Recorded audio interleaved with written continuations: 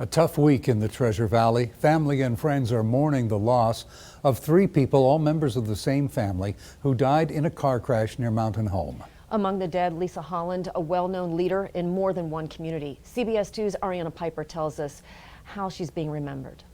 There was never a bad day in Lisa's life, and that was just due to her tenacity and her love of people and life. Clark Krause, the executive director of the Boise Valley Economic Partnership, said he worked with Lisa Holland for almost 11 years. While we worked together, she was able to get her master's degree, and that was wonderful. We were very proud of that.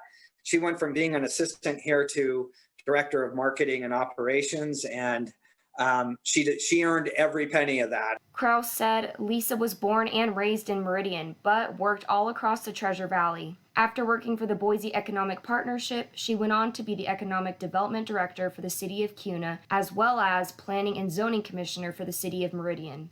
Krause said he was working with Lisa when she met her husband. They fell in love, and then there was this beautiful child that they've had, and she truly always worked for a better life for herself and her family and for others. Cameron Ariel, Community Development Director for the City of Meridian, says Lisa was a huge help in planning the future of Meridian. She was focused on making sure that every development that came into the city was done well, with the interest of the citizens at heart.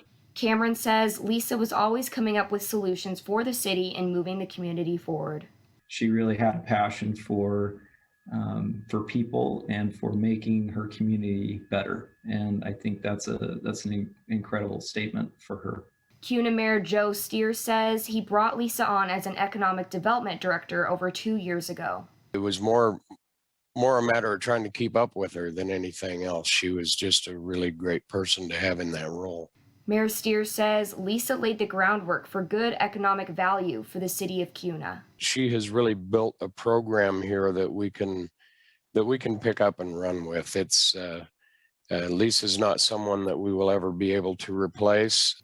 And she'll be missed. She loved her family and her friends and her church, and all of her coworkers. She was just someone that was really great to be around, and she's going to be missed here a lot. Ariana. That was Ariana Piper reporting. There is a GoFundMe account set up for the family. Now, according to one of the GoFundMe organizers, it was Lisa's sister and her son who also died in that same crash. To make a donation, we have a link to the GoFundMe page on our website, idahonews.com.